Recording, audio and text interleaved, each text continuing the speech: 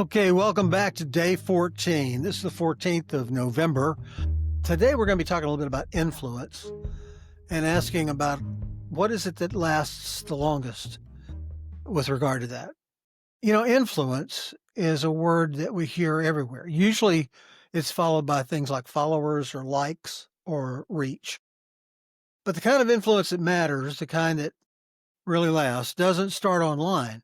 It starts in something far more human, feeling safe.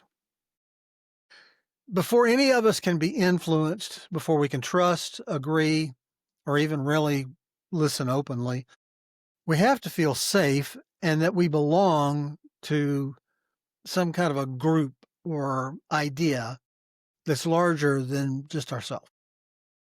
For instance, once upon a time, there was this old lighthouse keeper on a rocky shore, and he never yelled instructions to ships. He just kept the light on and steadily burning.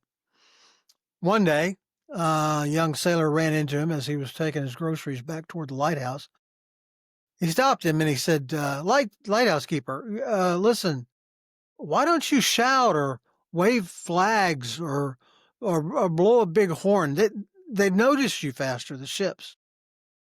The keeper smiled and he said, "Well, because a light doesn't argue, just stays steady, marking the danger of the rocks, so the ships know where to turn. It's constantly there, lighting the way, till the lost feel safe enough to draw near safer waters." See, that's influence. It's quiet, it's consistent, it's safe, and it saves more lives than shouting ever could. Now, until we feel that safety, we don't know what to do with incoming ideas.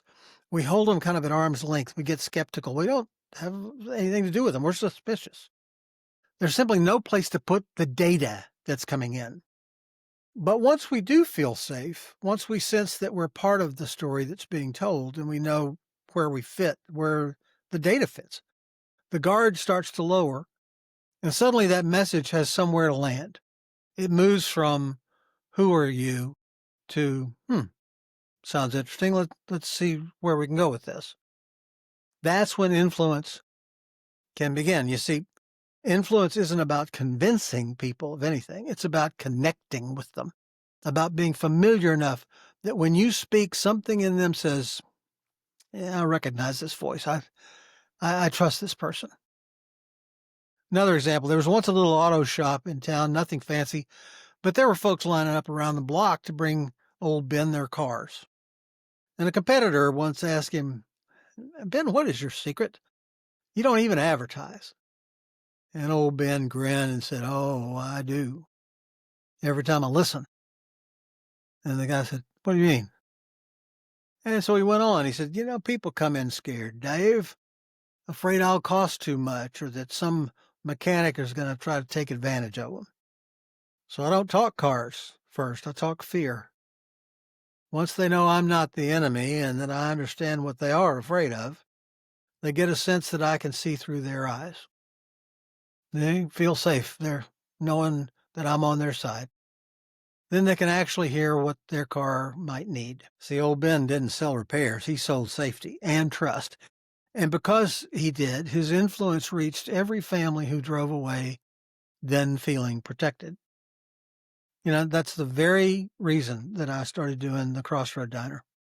Every time I sit down with a roofer, a dentist, chiropractor, baker, I'm not interviewing a business. I'm visiting with and introducing a neighbor.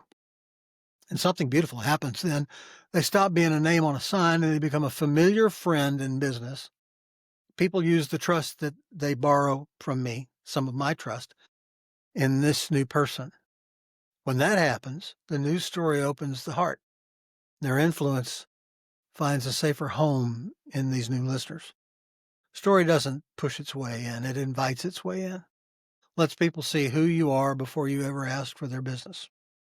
That's influence at its highest form. It's not manipulation, it's meaning. Not pressure, but permission.